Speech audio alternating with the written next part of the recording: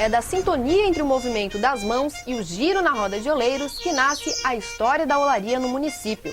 Apesar da falta de documentos sobre o assunto, relatos de moradores apontam que foi no século XVIII que açorianos trouxeram essa arte para São José da Terra Firme.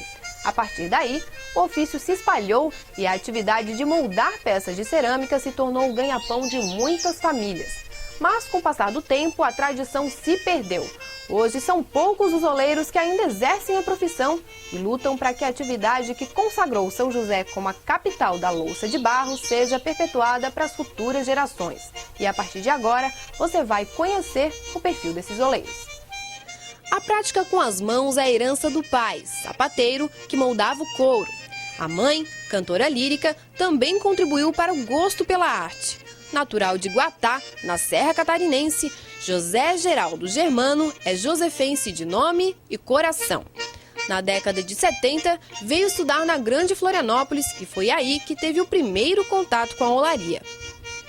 Então, em São José, eu comecei a me deparar com as olarias, né? E conheci o meu mestre, que eu considero, que é o mestre Zequinha, José de Souza, que me ensinou essa destreza, né, de moldar o barro com uma roda tão estranha, né, que é a roda tradicional de oleiro. Mas nesse moldar e nessa insistência, eu fui aprendendo passo a passo a desenvolver peças utilitárias.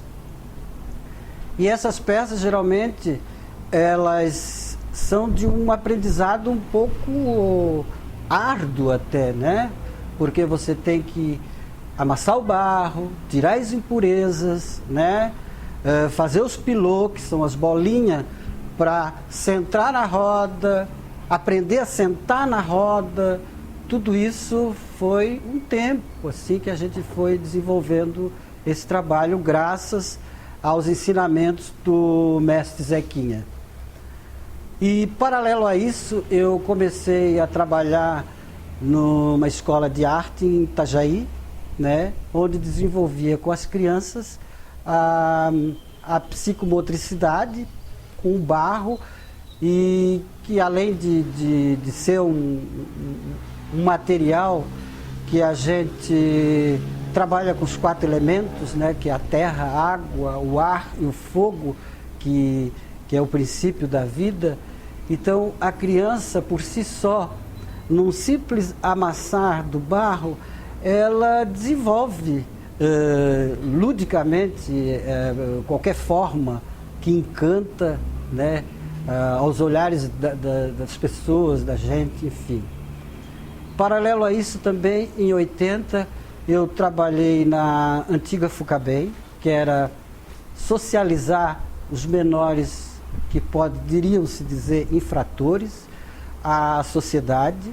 Trabalhei 9 anos com o desenvolvimento também psicomotor, a criatividade, até o relaxamento, né? Porque até então, enquanto eles estavam alvoroçados, pode-se dizer, com aquela energia toda de adolescente, enfim, eles sovando barro para desenvolver o seu trabalho, que era uma peça que eles iriam criar, aquilo relaxava. Então, foi muito importante, né, ter essa passagem e desenvolver esse trabalho com os adolescentes que até hoje eu deparo com eles pela rua e eles sempre cumprimentam, então muitos socializados, evidentemente, né?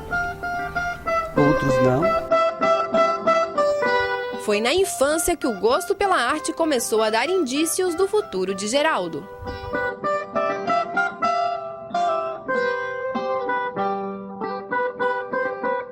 Eu, desde criança, eu sempre respirei um pouco a questão do fazer, do desenvolver alguma coisa, ou mesmo, né, como eu comentei, essa questão de moldar o barro, né, de brincar.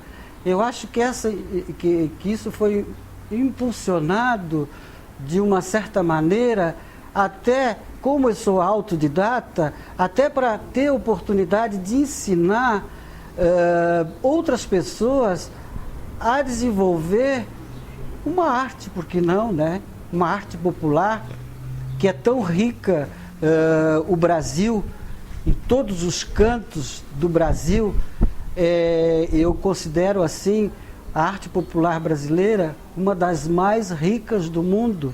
Então a gente meio que abandona a nossa raiz e fica aplaudindo o que vem de fora para dentro, onde a riqueza está aqui em São José, está aqui e lá em Minas Gerais, enfim, no Brasil inteiro.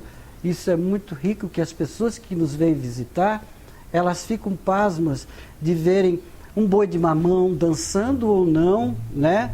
O boi de mamão que a gente molda com as mãos e faz a maricota, faz a bernunça, faz o próprio boi, né? E depois conta essa história toda, né, desse folguedo do boi de mamão. Eles ficam encantados.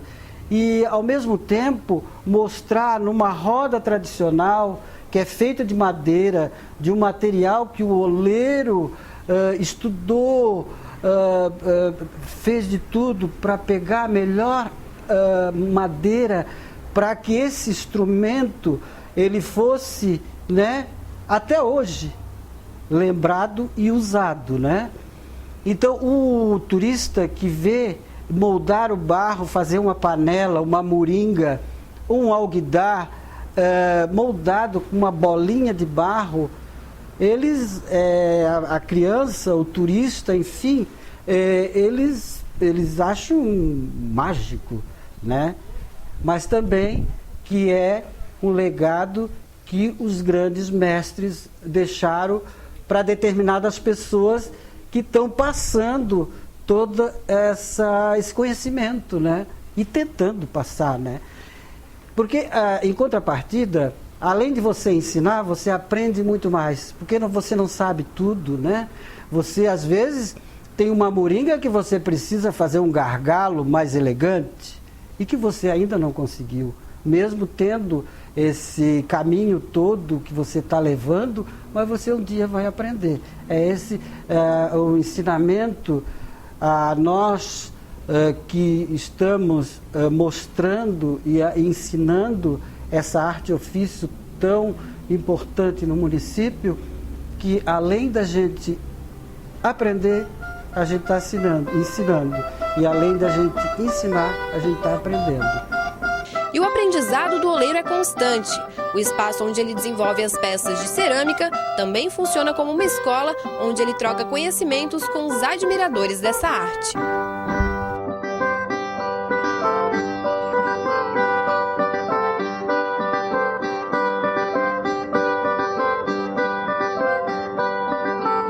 Então, a gente está aqui já há 8 anos, e esses 8 anos, muitas das pessoas que passaram por aqui, nós temos várias alunas e alunos, né, que hoje desenvolvem seu trabalho ou na sua casa, ou desenvolvem seu trabalho em outros locais, onde ensinam outras pessoas. Então, o nosso trabalho é extremamente didático, além de trabalhar essa questão da história do município, desde a questão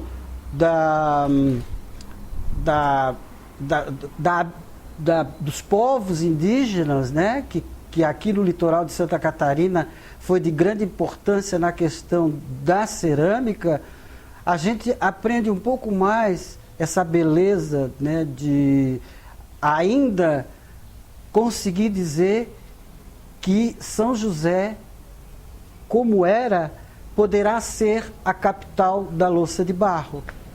E graças aos grandes mestres que já se foram, a gente ainda tem uma força interior de poder levar isso adiante, né? De que os grandes mestres nos deixaram legados muito importantes para a cultura do município de São José, onde eu sempre coloco que a cada esquina em São José deveria ter uma roda de oleiro tradicional, uma loja que pudesse, as pessoas que vão nas escolas, que ensinam essa arte milenar, que foi trazida pelos antigos açorianos, que com suas famílias vieram explorar o Brasil e partiram para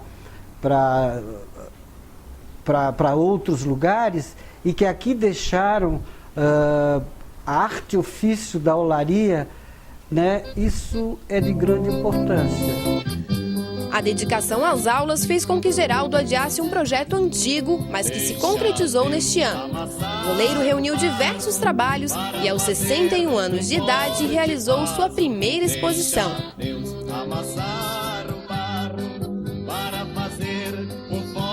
Eu, aos 61 anos de idade, eu resolvi reunir uns trabalhos meus, né, que eu nunca tinha feito, porque não dava tempo, que eu estava ensinando, sempre ensinando, e para mim foi importante, porque aprendi também, a reunir uma exposição no NEA, Núcleo de Estudos Açorianos da Universidade Federal de Santa Catarina, que lida com essa questão de toda a cultura local, que foi em outubro, e que para mim foi muito prazeroso, né, fazer, até porque para também me desafiar nessa questão de mostrar o utilitário e o figurativo. E eu, como eu adotei São José, a minha casa, né, eu retratei muito a questão da religiosidade, né, essa questão da importância das festas do divino, que aqui em São José sempre tem, né? Então eu retratei muito isso, não deixei de retratar o meu pai, que era sapateiro, e a minha mãe, que era cantora, era a Verônica, ela foi em um canto em Orleans, né? Que todo mundo a conhecia, meu pai também, porque...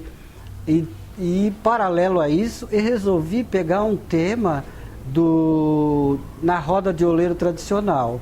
Eu peguei desde o mata-fome, que é o pratinho tradicional de se comer o seu pirão com peixe, com salada de tomate e cebola, né, que é aquele pratinho pequeno, ao alguidar. Por que isso? Porque o mesmo trabalho, mas em tamanhos diferentes, entendeu? São pratos. E o alguidar era um dos utensílios que as famílias davam era uma importância tão grande na lida doméstica, que todo ano, quando chegava próximo a Natal, uma das únicas peças que eram trocadas, compradas novas, era o alguidar. Por quê? Porque ele servia para temperar peixe, ele serve, né, para temperar peixe, ele serve para amassar o pão, ele serve para lavar a louça, enfim, e ele serve também, quando muitas famílias tinham muitos filhos, serviu como prato, onde todos comiam o seu pirão, bolinha de pirão, com uma nisquinha de carne ou peixe que fosse, e todos comiam ao redor desse alguidar. Então esse alguidar é de grande importância na vida doméstica, eu acho importante. Foram as peças utilitárias que aproximaram Geraldo da arte de moldar o barro, mas as chamadas peças figurativas também ganharam a simpatia do oleiro, que hoje é referência na confecção de presépios. Para fazer um forte vaso, Deus recebe o construtor. O presépio, ele é desde a infância, aos 6 anos e 7 anos de idade, eu tive a ousadia de fazer um presépio, mas eu queria que iluminasse mais. E eu cheguei à vela um pouco ou bastante próximo à palhinha. Então incendiou, foi um pandemônio dentro de casa, mas eu acredito que essa chama que incendiou esse presépio, ela vive comigo até hoje. Tanto é que há muito tempo a gente desenvolve o presépio. Eu já desenvolvi um presépio com o Peninha, né, Gelsi Coelho, e desenvolvi presépios com o Jônio Araújo. Então aqui, como o açoriano é muito religioso, né, ele é muito cuidadoso, né, de certas formas e tal, e muito ciumento também, né, e muito orgulhoso do seu trabalho, ele costuma fazer o seu presépio na árvore, tem que ter um presépinho. E aqui na olaria, todo ano, quando a gente faz a entrega do certificado, a confraternização de todas as turmas juntas, por que não, né?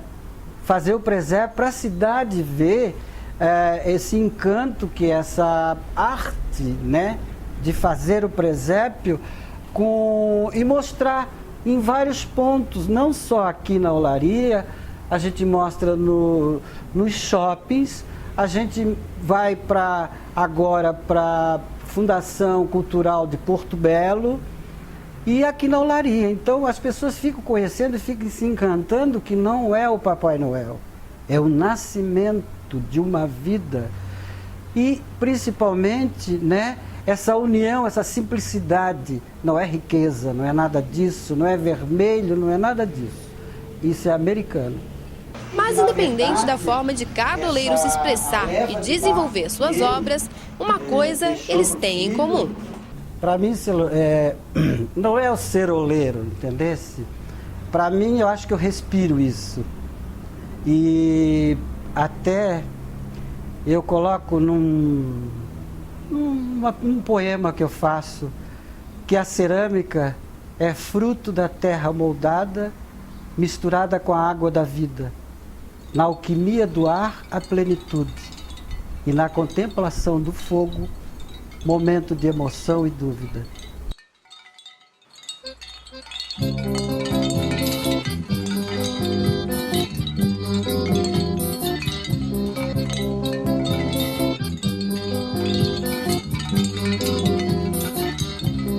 Deixa